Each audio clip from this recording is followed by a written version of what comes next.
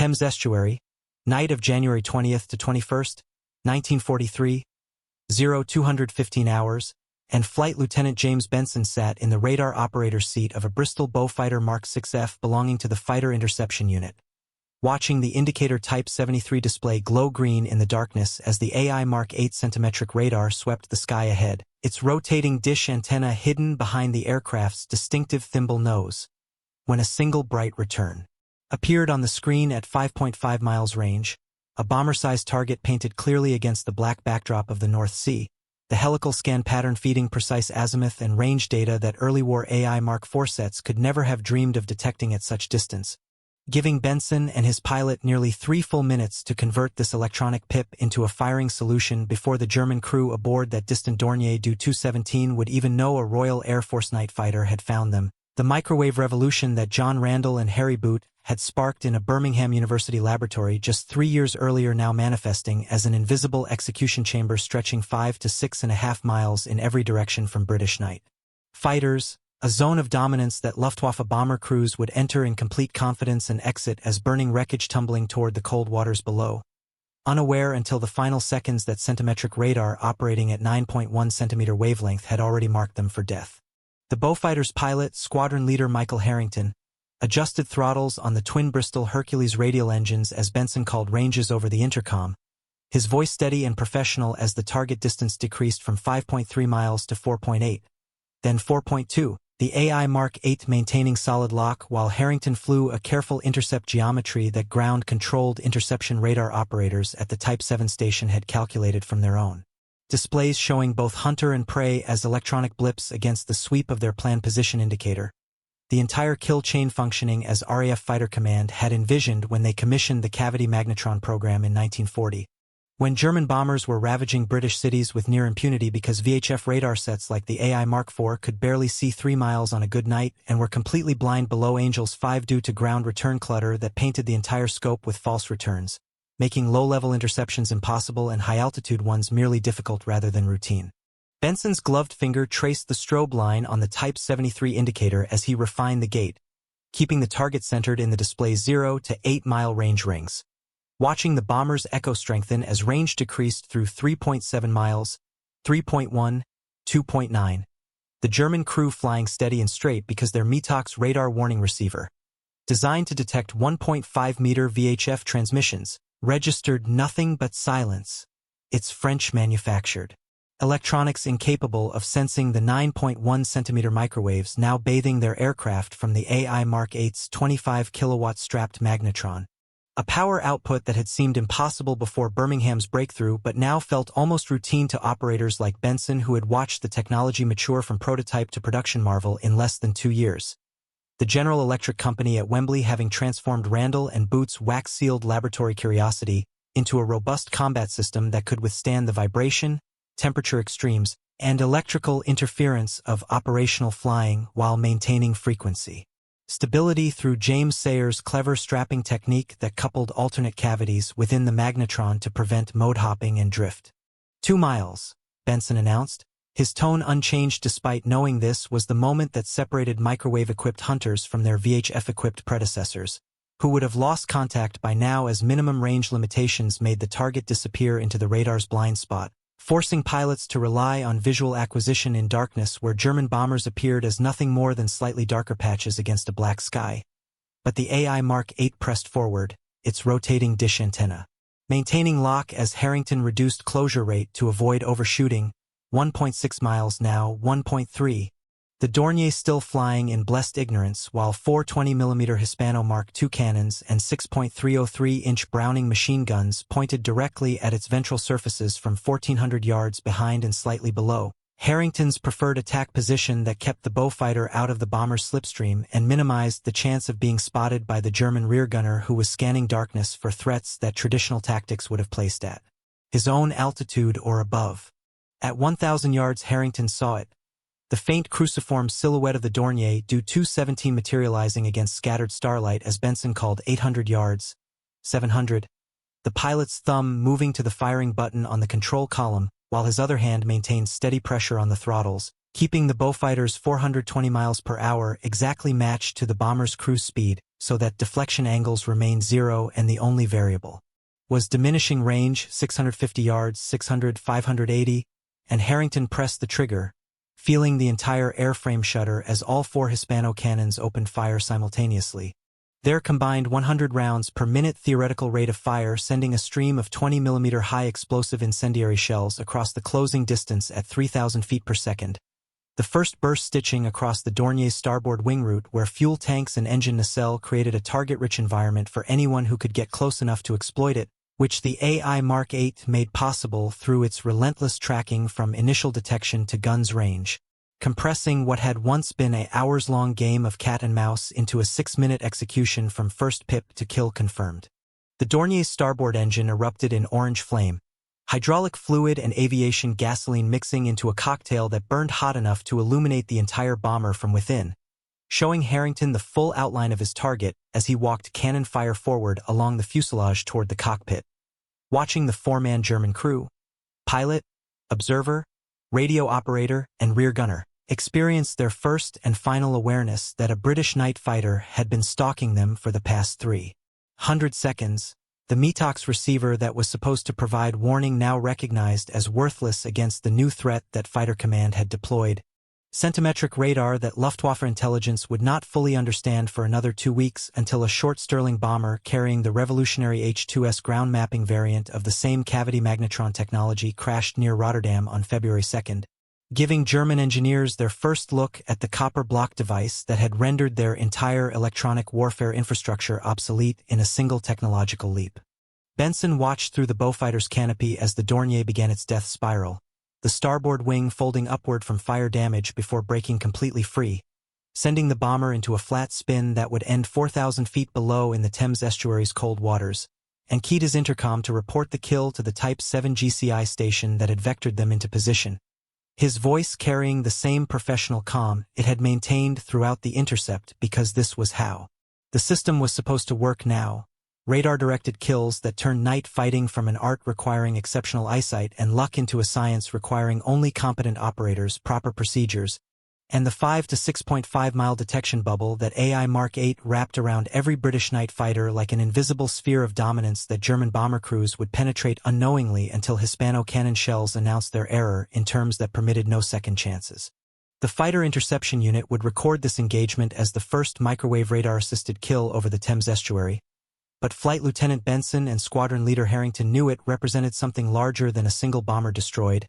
It demonstrated that the 3-year journey from Birmingham laboratory to operational lethality had fundamentally altered the night war's mathematics, extending British night fighters' effective range from the old AI Mark IV's 2 to 3 miles, if conditions were perfect and the target cooperative, to a reliable 5.5 miles that worked in any weather at any altitude against any bomber that happened to wander within detection range, creating a defensive barrier that would prove devastating once the Luftwaffe attempted its final major offensive against Britain exactly 1 year later, when Operation Steinbach would send German bomber crews streaming across the English Channel in a revenge campaign that Hermann Göring had promised would restore Luftwaffe prestige, but would instead bleed the bomber force white against the invisible wall of centimetric radar that RAF Fighter Command had quietly deployed throughout 1942 and 43.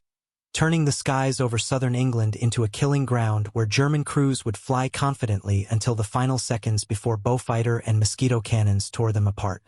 The path to the AI Mark VIII's devastating effectiveness had begun 4 years earlier in circumstances that seemed desperate rather than revolutionary, when Robert Hanbury Brown's seminal 1939 memo had identified the fundamental limitation of the Dowding System's fighter control network, calculating that inherent inaccuracies in the early chain-home radar stations and manual plotting procedures created a 5-mile error bubble that made precision interceptions nearly impossible, which meant that even if coastal radars detected incoming German bombers and Fighter Command controllers vectored night fighters toward them, the final approach relied on visual acquisition in darkness or the primitive AI Mark IV radar sets that could barely see 3 miles and suffered catastrophic ground clutter at low altitudes, making the entire defensive network a statistical gamble rather than a reliable kill mechanism. And the only solution was to put better radar in the fighters themselves, radar that could see farther, track more precisely, and maintain lock through the final approach when even experienced pilots lost visual contact in clouds or darkness or searchlight glare. The problem was that 1939 technology couldn't deliver what Fighter Command needed, existing vacuum tube electronics operated at wavelengths measured in meters rather than centimeters, which required physically large antennas that created aerodynamic nightmares when mounted on fast-moving aircraft, and even the best VHF systems like the AI Mark IV were limited by physics that made shorter wavelengths impossible to generate with useful power levels. Every attempt to push frequencies higher resulted in rapid drop-off in transmitted energy, reducing detection ranges below what even visual sighting could achieve on moonlit nights. So the RAF's airborne group had essentially hit a technological wall where improving night fighter effectiveness would require a breakthrough that existing electronics simply couldn't provide, unless someone invented a completely new way to generate microwave frequency radio energy at power levels that seemed impossible according to conventional vacuum tube theory. Mark Oliphant, the Australian physicist leading radar development at Birmingham University under contract to the British Admiralty, had been wrestling with this exact problem when he assigned two researchers, John Randall and Harry Boot, to explore whether the magnetron principle could be adapted to generate centimetric wavelengths at useful power, the magnetron itself being a peculiar vacuum tube design that Albert Hull had patented back in 1921 but which had never found practical applications beyond laboratory curiosities, its operation depending on magnetic fields bending electron streams into circular paths around a central cathode,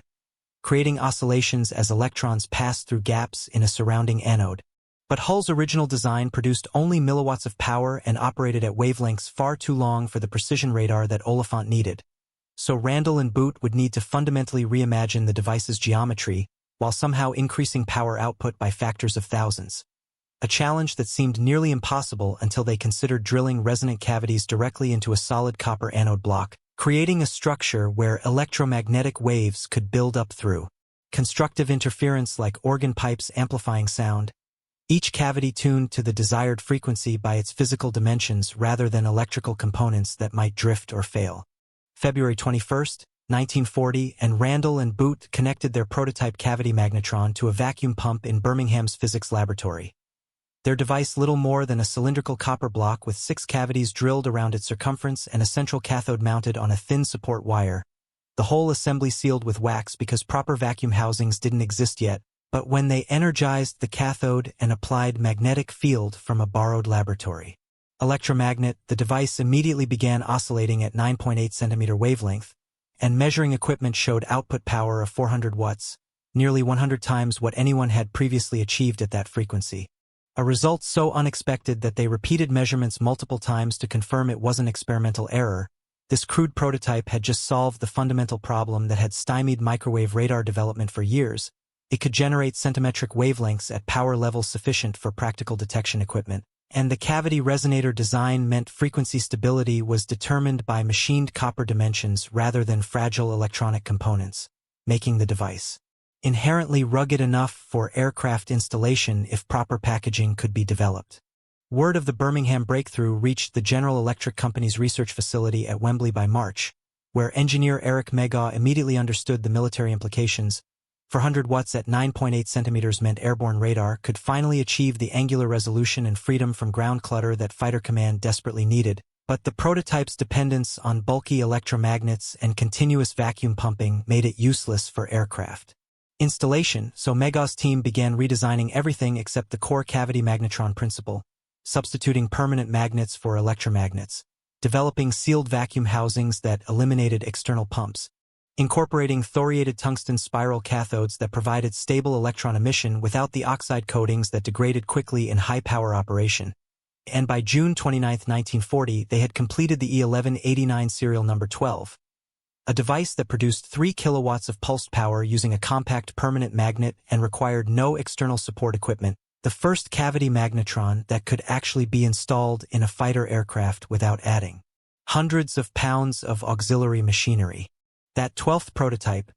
officially designated E1189 number 12 but often simply called number 12 in British radar histories, would become one of the most consequential devices of World War II when Sir Henry Tizard carried it to the United States in September 1940 as part of the British Technical and Scientific Mission, the so-called Tizard mission that Winston Churchill had authorized to share Britain's most advanced military technologies with America in exchange for industrial manufacturing capacity that besieged Britain simply couldn't provide. And when Tizard's delegation met with U.S. Navy representatives in Washington and discussion turned to radar development, The Americans began explaining their struggles with klystron-based systems that could barely produce 10 watts at centimetric wavelengths, at which point physicist Edward Taffy Bowen dramatically pulled the cavity magnetron from his briefcase and explained that this palm-sized device produced 1,000 times that power. The American skepticism lasting only until laboratory tests confirmed Bowen's claims, after which the radiation laboratory was established at Massachusetts Institute of Technology to exploit the technology, and American industry began tooling up for mass production that would eventually deliver thousands of cavity magnetrons to Allied forces. The copper block device becoming the beating heart of over 150 different radar systems designed between 1941 and 1944,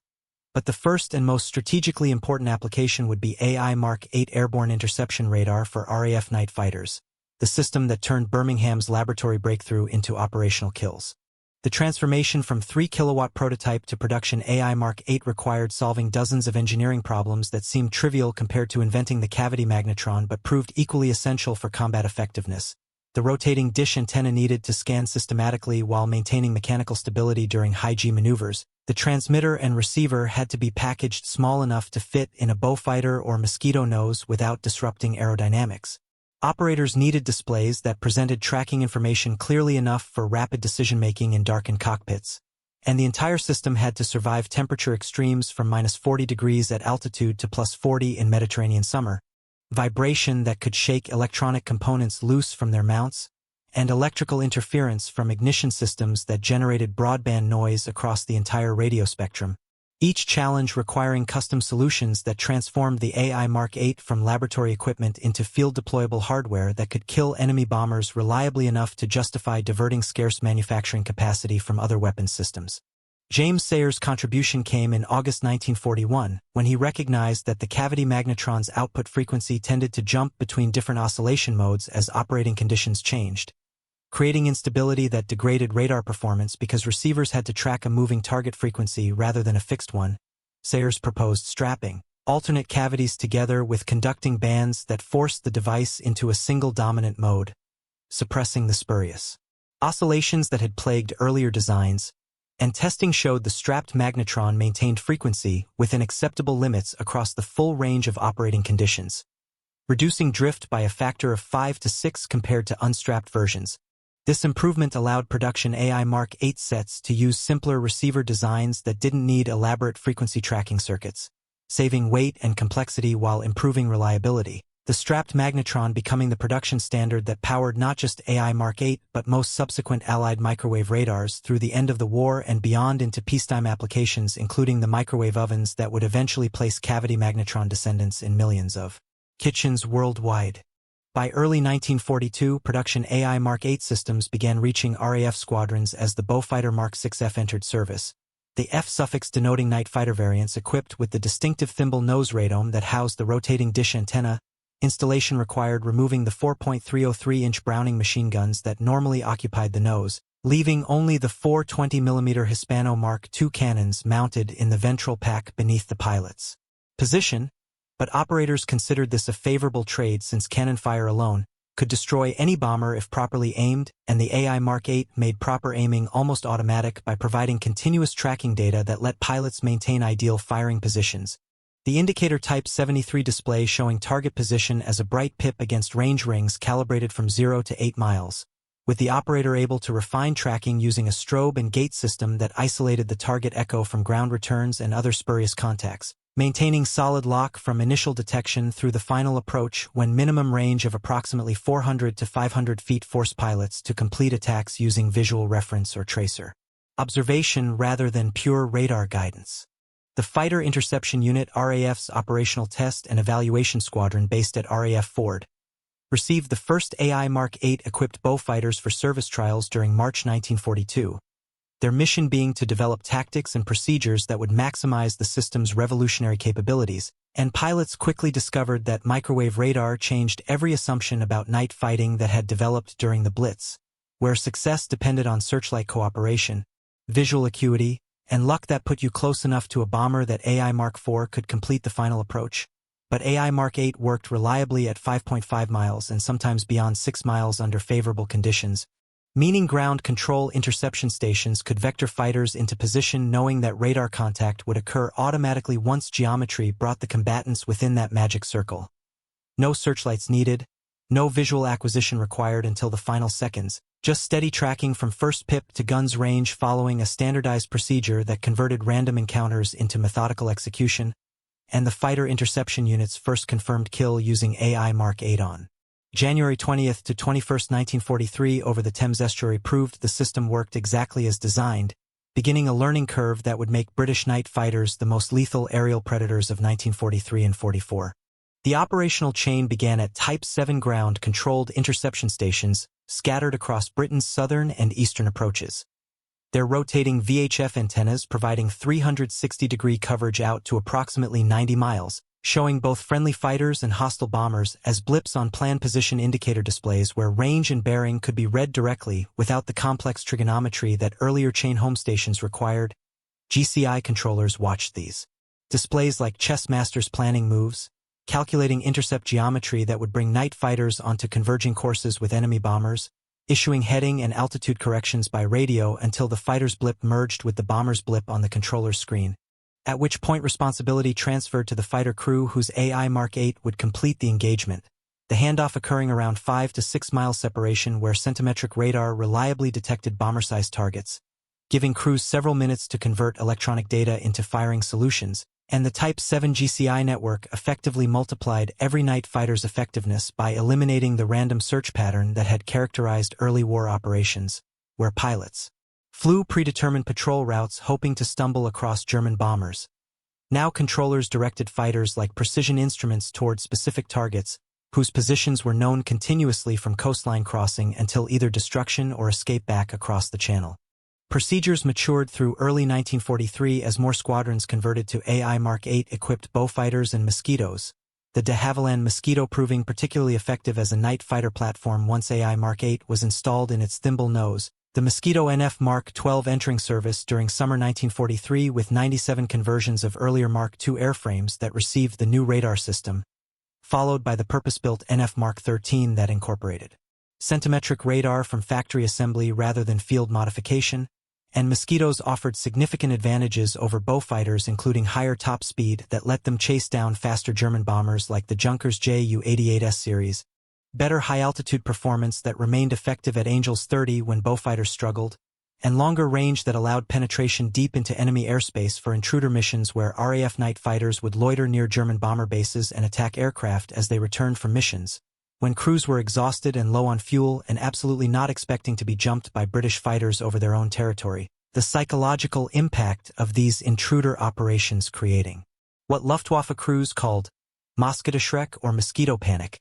never knowing whether the sky around their home airfield was clear or filled with radar-equipped predators waiting to pounce during the vulnerable landing pattern. Oberst Dietrich Peltz received his orders in early December 1943 from Reichsmarschall Hermann Göring personally. Luftwaffe 3 would assemble every available bomber for a revenge offensive against Britain, targeting London with sufficient force to demonstrate that the Luftwaffe still possessed offensive capability despite increasing Allied air superiority over the Reich. The operation, designated Unternehmen Steinbach or Operation Steinbach in reference to the Alpine Ibex, was to begin before year's end, hitting British cities hard enough to distract from the growing combined bomber offensive that was systematically destroying German industry, and Peltz set about stripping bomber units from every theater he could reach, pulling Kampfgeschwader from the Italian front,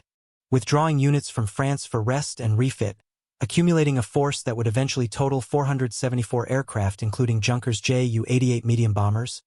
Dornier Do 217 heavy bombers, the troubled Heinkel He-177 4-engine heavy bomber that suffered chronic engine fires, fast Messerschmitt Me-410 Schnellbomber twin-engine fighter bombers, and Focke-Wulf FW-190 single-engine fighter bombers configured for hit-and-run attacks. But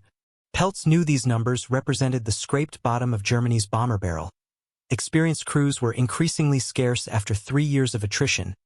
Aircraft maintenance standards had declined as spare parts became difficult to obtain, and the newest crews had minimal night flying experience because fuel shortages limited training hours, but orders were orders and Hitler wanted results. So Steinbach would proceed despite Peltz's private doubts about what such a force could realistically achieve against British defenses that had grown vastly more lethal since the Blitz of 1940 to 41. Air Defence of Great Britain, the temporary redesignation of RAF Fighter Command that emphasized defensive responsibilities distinct from the offensive 2nd Tactical Air Force forming for invasion support, watched German bomber concentrations building in France and the Low Countries through November and December 1943. Intelligence reports indicating a major operation was imminent, and Air Marshal Sir Roderick Hill, commanding ADGB, prepared his defenses accordingly. 16 night fighter squadrons stood ready, including 13 equipped with de Havilland Mosquitoes, mostly the Mark XII variant with AI Mark VIII radar, and 3 Bristol Beaufighter 6F squadrons also carrying centimetric systems. While Anti-Aircraft Command under General Frederick Pyle deployed 2,729 anti-aircraft guns protecting Greater London, 31% more than the previous January. Many batteries now equipped with GL Mark III gun-laying radar that made accurate fire possible even in total darkness or thick weather, creating an integrated defense network where GCI radar, AI Mark VIII night fighters, and radar-directed anti-aircraft artillery work together to prosecute targets from first detection until destruction, a level of coordination that simply hadn't existed during the Blitz when searchlights and luck determined most outcomes. The key technological advantage that German planners failed to fully appreciate was that British night fighters now operated inside a detection bubble that extended 5 to 6 miles in all directions,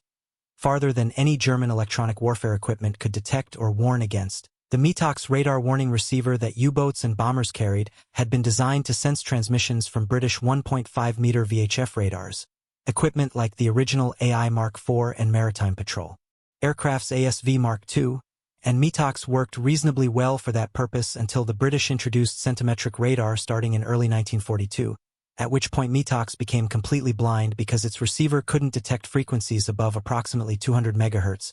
making it useless against AI Mark VIII operating at 3 GHz 9.1 centimeter wavelength, which meant German bomber crews flying against Britain in early 1944 would have exactly the same warning of approaching night fighters that they would have had if radar had never been invented, which was to say none whatsoever until cannon shells started hitting their aircraft, and even the newer Naxos FUG-350 radar warning receiver that Telefunken had rushed into production after captured British H-2S ground mapping radar demonstrated the threat of centimetric systems couldn't help Steinbach crews because Naxos production had been delayed by Allied bombing of the Telefunken factory.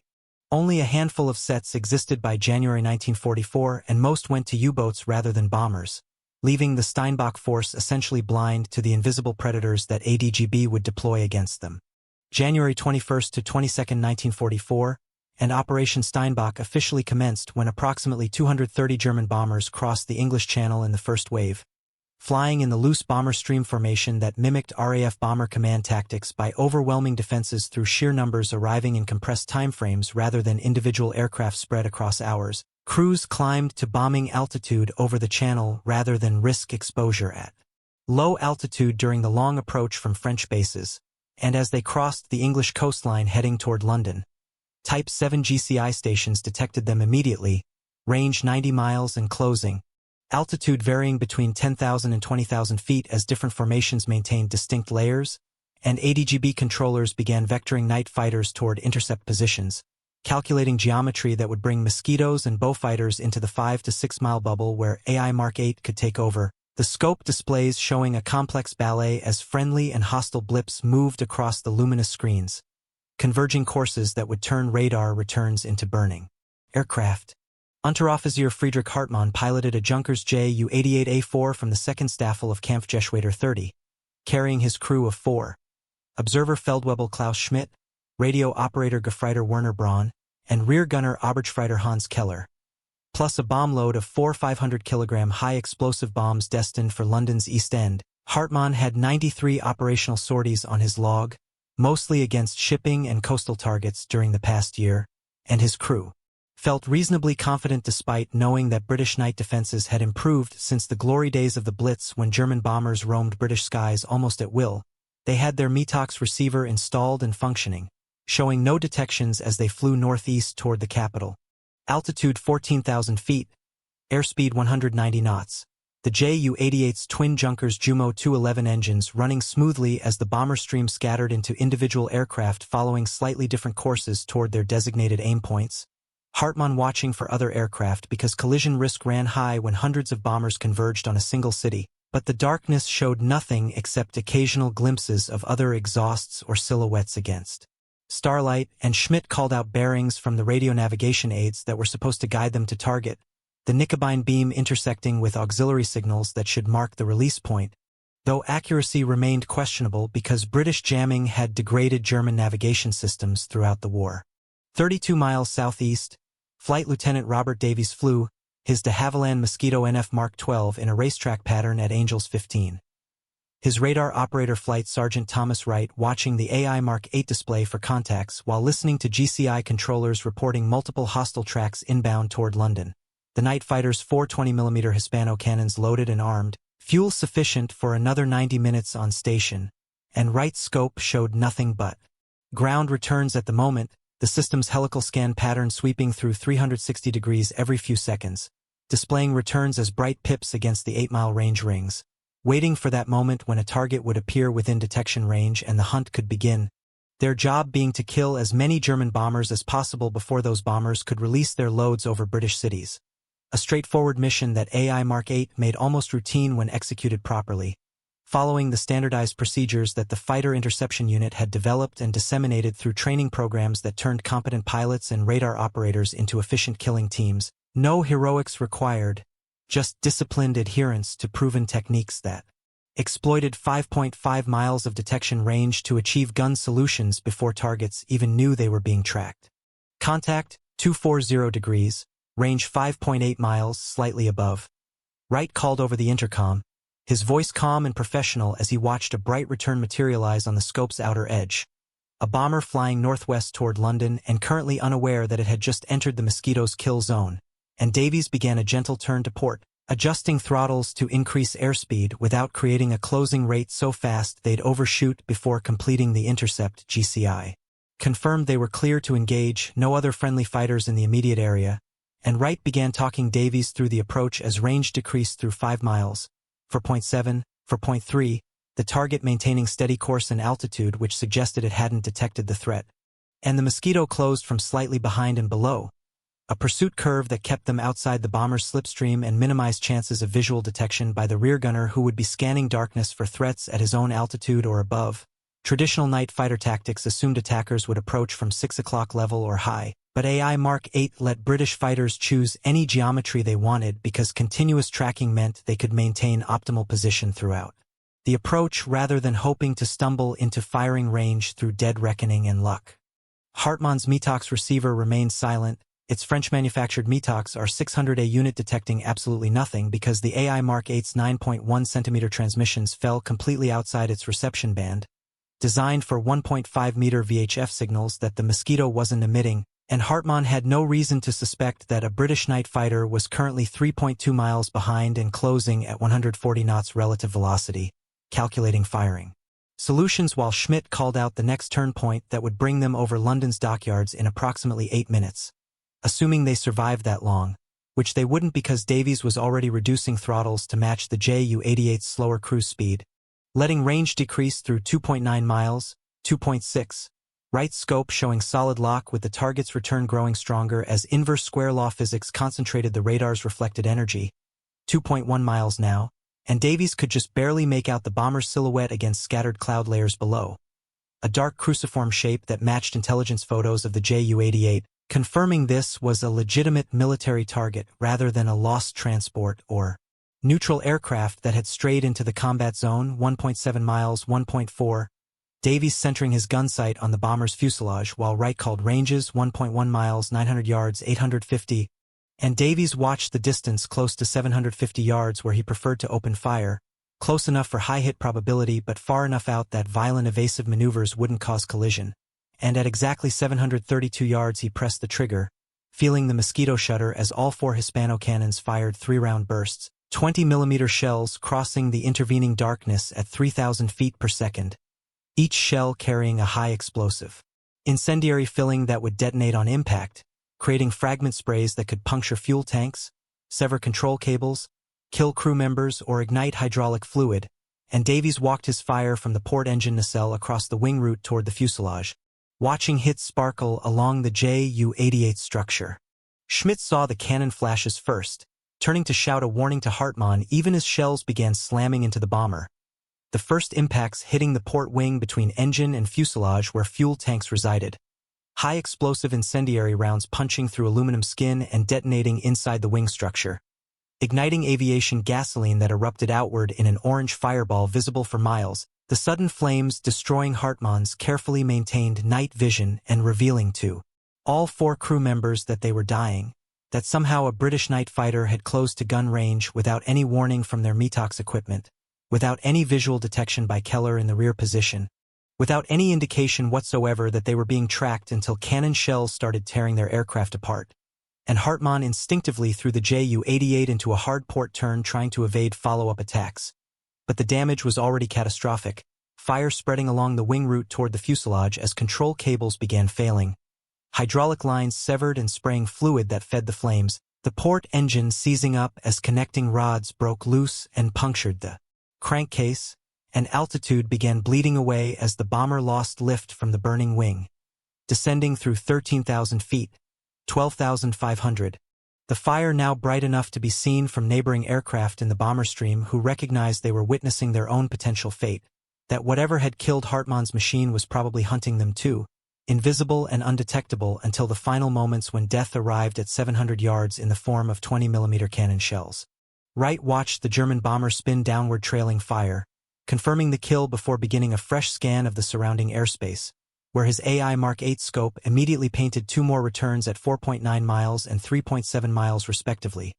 both bombers heading toward London with no apparent awareness that the first victim of the night had just begun its terminal plunge, and Davies selected the closer target, beginning a turn to starboard that would bring the Mosquito onto an intercept heading, their cannon ammunition bays still holding sufficient shells for multiple engagements before needing to return to base for rearm. The systematic nature of AI Mark VIII assisted hunting, meaning they could prosecute targets in sequence rather than hoping to find a second bomber after the first, the radar's continuous detection capability making night fighting almost industrial in its efficiency. Find target, close to gun's range, fire, confirm kill, resume search, repeat until either ammunition or fuel exhausted. No wasted time flying random patterns hoping to spot enemies visually. Every minute spent in productive killing that steadily reduced the Steinbach force's numbers even as survivors pressed toward their targets unaware of how many comrades were already burning. The systematic slaughter continued through the night as ADGB's 16 night fighter squadrons worked their sectors. Type 7 GCI stations feeding them target information continuously, AI Mark VIII radars providing the final 5 to 6 miles of tracking that converted vectors into gun solutions, and by dawn on January 22nd, when surviving German bombers limped back across the channel, the Butcher's bill showed 32 aircraft lost from the first Steinbach wave, with 16 Ju-88s, 2 Ju-188s, 8 He-177s, 1 FW-190, 1 Me-410, and 4 Do-217s either shot down over Britain, crashed in the channel, or failed to return to base for unknown reasons, against which the Luftwaffe had managed to kill 74 British civilians and damage scattered infrastructure that would be repaired within days. The exchange rate demonstrating conclusively that AI Mark VIII and its supporting GCI network had turned the tables completely from the Blitz years when German bombers could operate with relative impunity. Now every bomber crossing the channel knew it might be the next one to die without warning, tracked by radar it couldn't detect and killed by fighters it couldn't see until cannon fire announced the end. Oberst Peltz read the loss reports with mounting dread. 32 aircraft gone in a single night represented nearly 15% of the attacking force. An examination of surviving crews revealed a disturbing pattern. Almost nobody had detected the British night fighters before being attacked. METOX receivers had registered nothing, visual lookouts had seen nothing. The kills happened at ranges where traditionally German bombers should have had warning to evade or return defensive fire. But the attacks came from darkness with no precursor except sudden cannon fire that gave maybe 2 seconds between first hit and catastrophic damage. And Peltz recognized this meant British defenses had improved in ways that German intelligence had failed to predict. Some new detection system that worked beyond METOX's capability to sense, probably related to the cavity magnetron device that the Kriegsmarine had been warning about since a captured British H-2S radar was recovered near Rotterdam the previous February. But getting Naxos warning receivers distributed to bomber units was taking months because production capacity didn't exist and priority went to U-boats who faced similar threats from centimetric ASV radar on Allied patrol aircraft. leaving bomber crews effectively blind to whatever technology the British were using to kill them so efficiently. And Peltz had no choice but to continue operations because Hitler demanded results and Göring had promised the Führer that Steinbach would restore Luftwaffe prestige. So the dying would continue until either the British ran out of night fighters or the Luftwaffe ran out of bombers, and current attrition rates suggested the bombers would run out first. Air Marshal Hill watched the pattern develop across subsequent Steinbach raids through late January and into February 1944. German bomber streams kept coming, but in declining numbers as losses mounted. ADGB night fighters maintained their killing pace with AI Mark VIII, providing the critical advantage that turned every engagement into a turkey shoot. The microwave radar's 5 to 6 mile detection range combined with Type 7 GCI vectors meant British fighters could find and kill targets almost at will, limited only by fuel and ammunition rather than inability to locate bombers in the vast darkness over southern England. And the statistics proved it. Raid after raid saw German losses in the 8 to 10% range per sortie, a rate that would destroy any force given enough repetitions. Seasoned crews were dying faster than replacements could be trained. Aircraft were being lost faster than factories could build new ones, and the Luftwaffe's bomber arm was visibly bleeding out. Peltz switching tactics from London to regional targets like Bristol and Hull in hopes that different routes might reduce losses, but finding that ADGB's radar network covered all approaches equally. There was no blind spot to exploit because Type 7 GCI stations and AI Mark VIII equipped fighters created an integrated kill zone that stretched from the Channel coast inland as far as night fighters could patrol,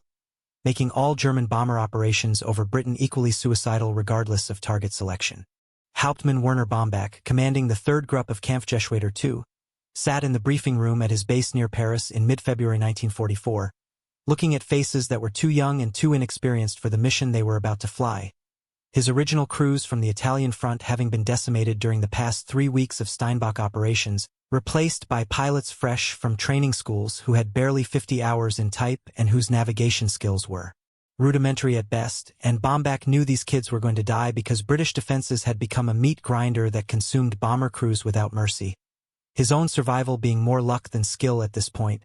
having evaded 3 separate night fighter attacks through violent maneuvering that had probably cost his aircraft more structural damage than it received from the actual attacks. And he could see the fear in his young crew's eyes as they listened to the intelligence officer describe tonight's target as lightly defended and achievable with acceptable losses. Both lies because every target was heavily defended and no losses were acceptable when they accomplished so little. 2,000 tons of bombs dropped across all Steinbach operations had killed maybe 1,500 British civilians. Compare that to what Allied bombers were doing to German cities every night and the futility became obvious. This was a propaganda operation designed to let Hitler claim the Luftwaffe still fought back.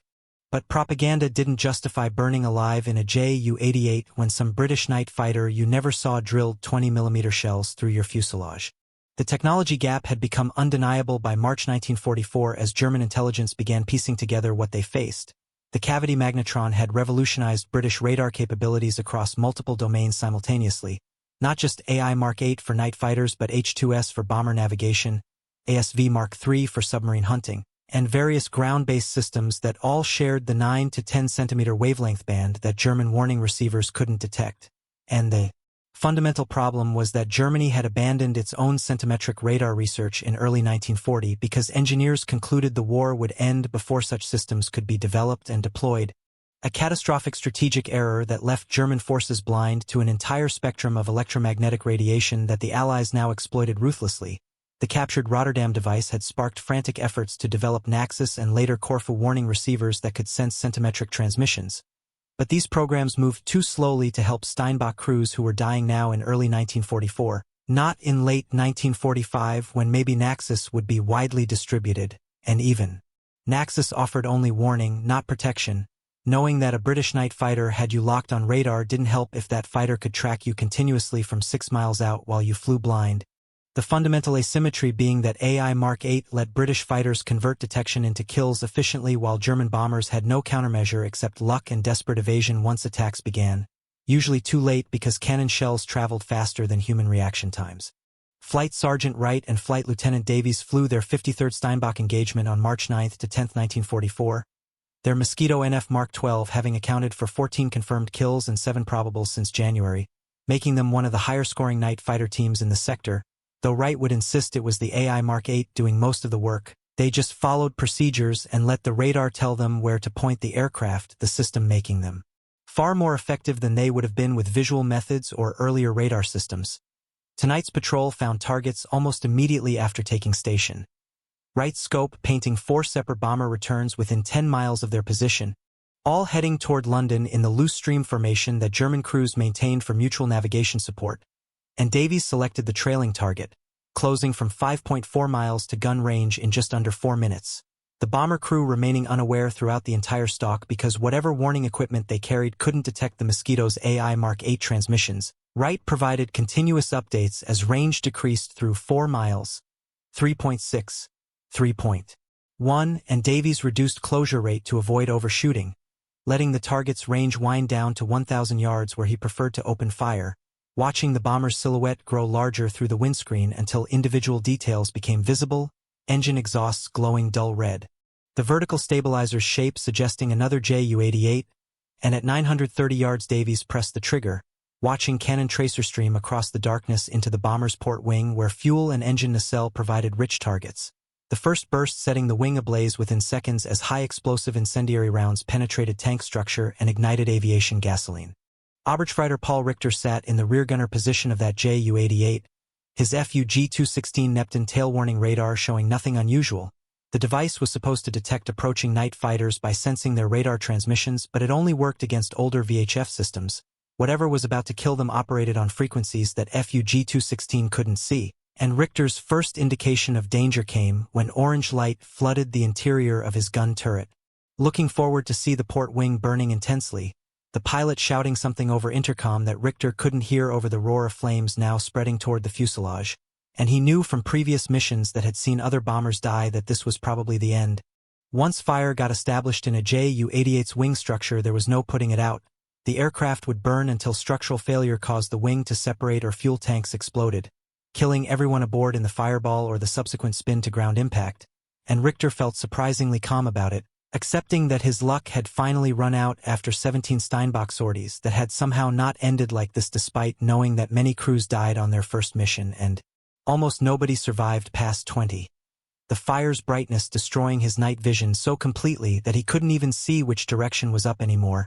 Just flames and darkness and the certain knowledge that he had maybe 30 seconds left to live. All because some British night fighter had tracked them with equipment that gave no warning. Just sudden cannon fire from darkness and death following immediately after, and Richter wondered briefly whether the British pilot even knew he had just killed 4 men or whether to him it was just another blip on a radar screen that turned red when hit, target destroyed, move to next target. Industrial killing where individual humanity disappeared beneath technological efficiency.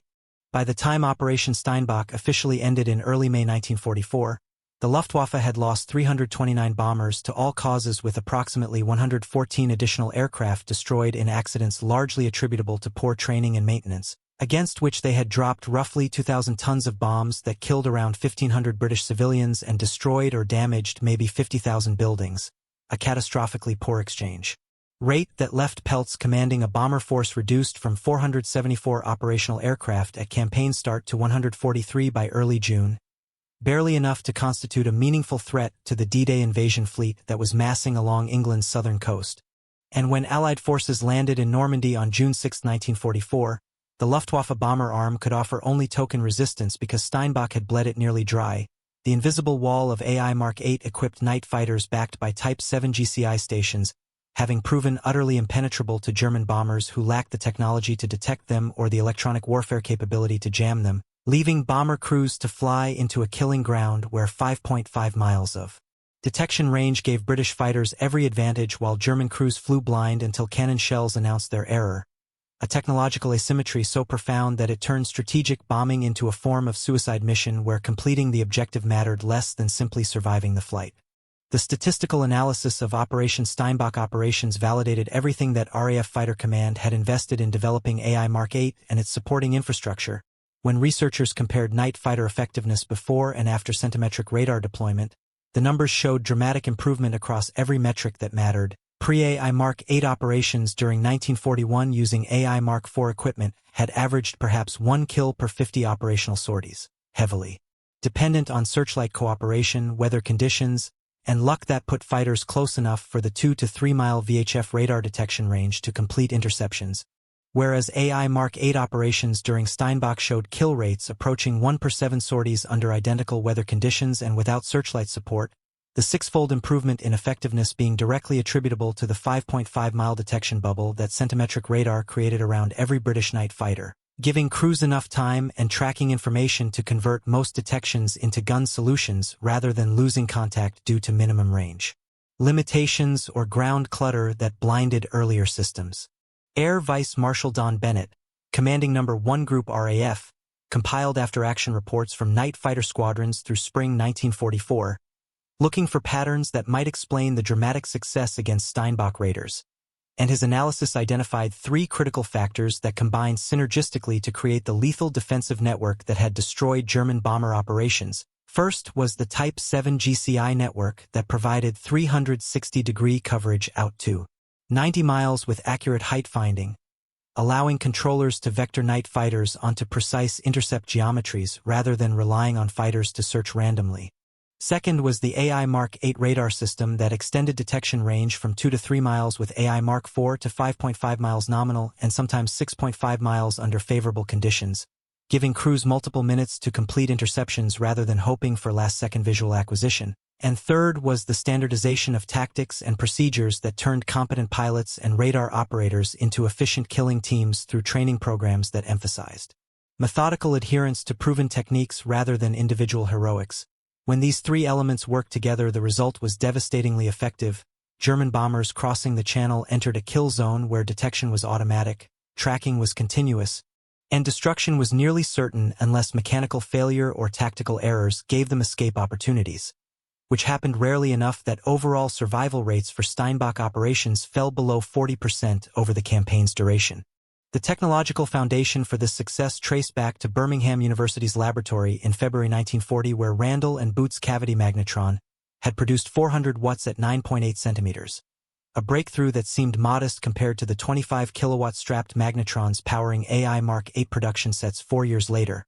But the principle remained identical. Resonant cavities machined into copper blocks allowed electromagnetic oscillations to build up through constructive interference until output power reached levels impossible with conventional vacuum tube designs.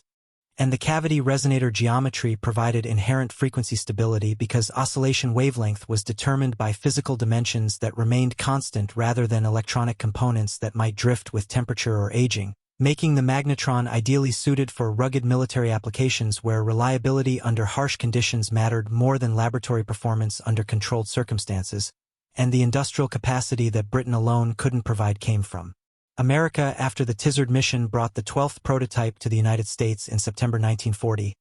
leading to production contracts that eventually delivered thousands of magnetrons to Allied forces. But the RAF's AI Mark VIII program was first to exploit the technology operationally because Fighter Command's desperate need for improved night fighting capability pushed development at maximum pace, accepting some risks with early production units in exchange for getting capabilities to squadrons as soon as technically feasible. Technical limitations still existed even in the mature AI Mark VIII system deployed during Steinbach. The approximately 400 to 500-foot minimum range meant pilots needed visual contact or tracer observation for the final gun pass. The helical scan pattern created brief gaps in coverage where fast-moving targets might temporarily disappear from the scope. Operator fatigue degraded tracking accuracy during extended patrols, and mechanical reliability of the rotating dish antenna remained a concern, particularly in harsh weather conditions where ice accumulation could jam the rotation mechanism, requiring crews to manually cycle the antenna or accept degraded performance until descent to warmer altitudes melted the ice. But these limitations paled compared to the fundamental capabilities that centimetric radar provided. The 5 to 6 mile detection bubble was revolutionary because it gave British fighters the initiative, allowing them to find and track German bombers long before the bombers could detect threats. And the continuous tracking throughout the approach meant that even violent evasive maneuvers couldn't break lock the way they could with visual methods where clouds or darkness might allow escape. AI Mark VIII maintains solid contact through turns, climbs, dives, and speed changes,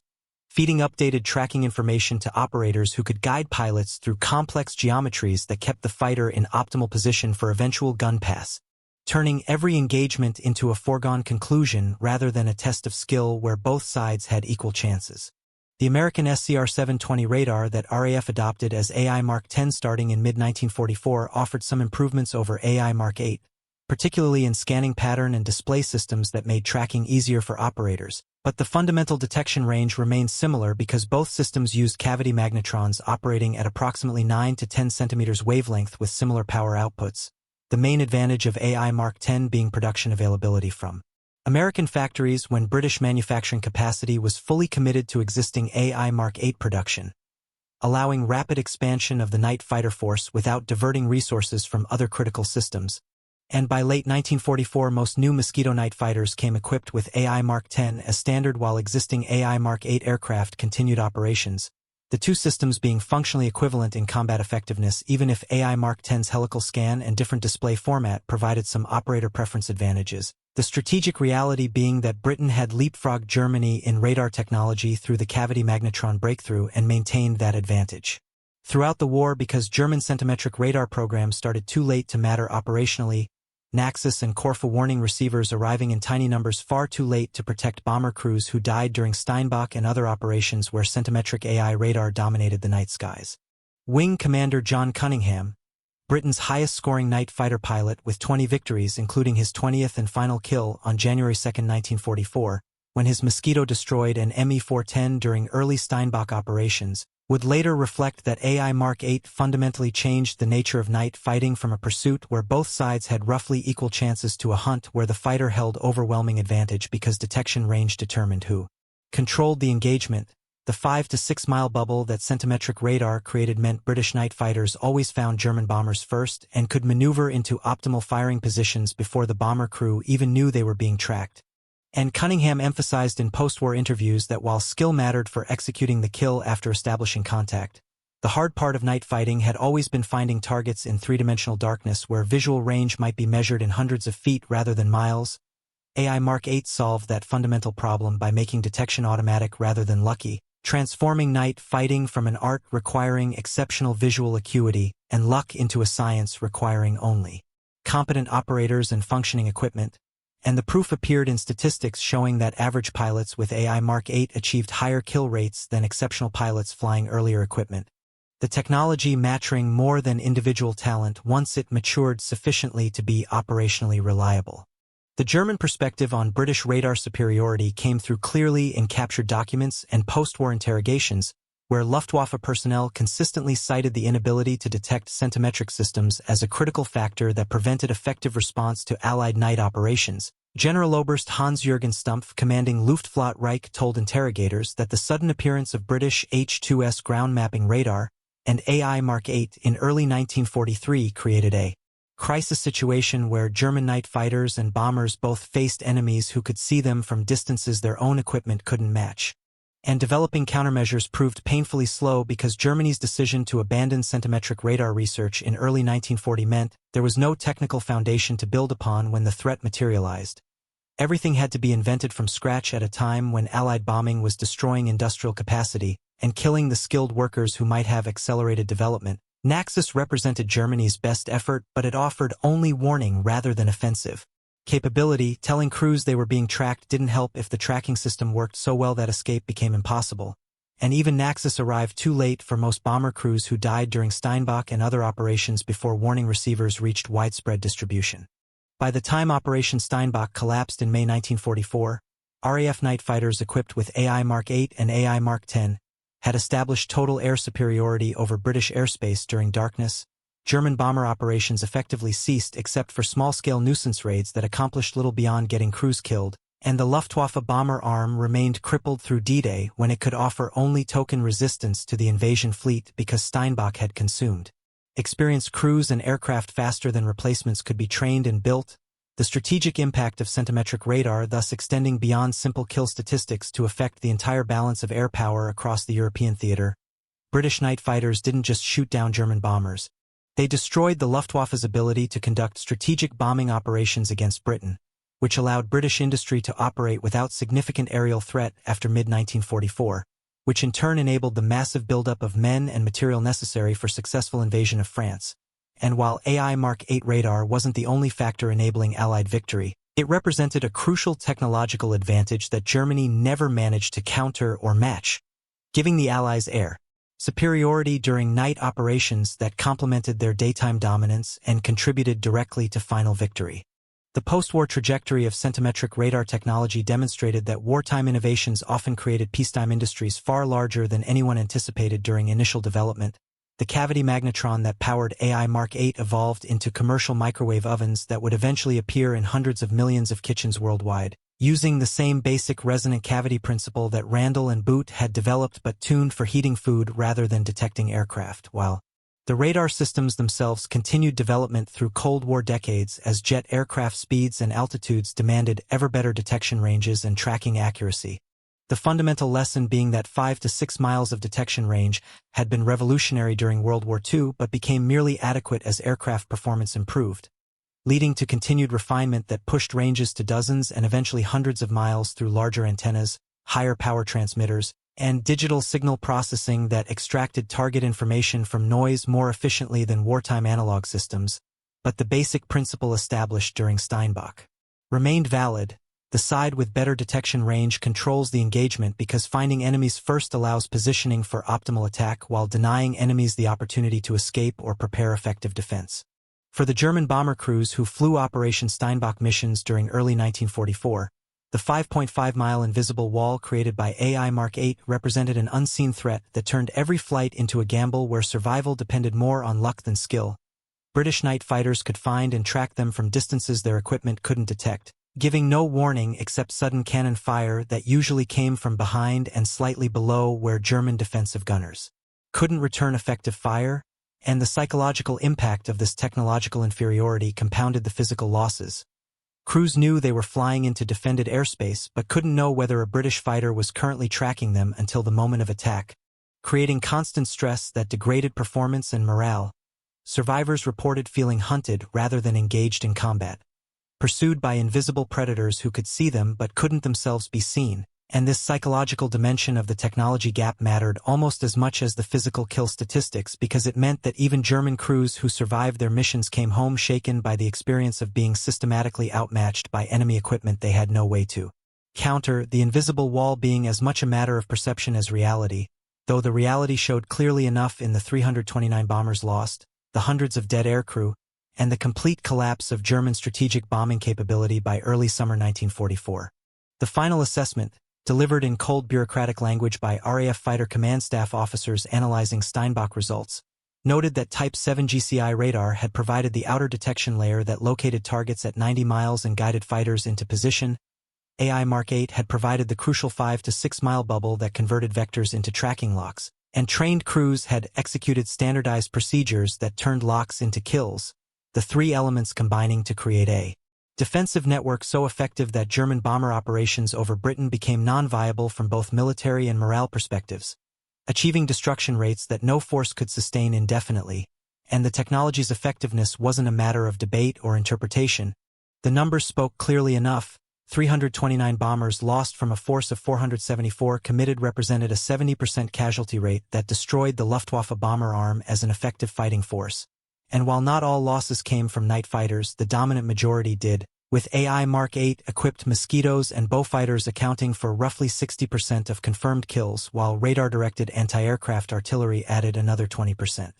And accidents claimed most of the remaining 20%. The technological superiority that the cavity magnetron breakthrough had enabled, thus proving decisive in establishing Allied air superiority that contributed directly to final victory in the European theater. All stemming from a laboratory achievement in Birmingham 4 years earlier that seemed merely interesting when first demonstrated but proved revolutionary when properly exploited, turning 5.5 miles of detection range into strategic dominance that German forces never managed to counter.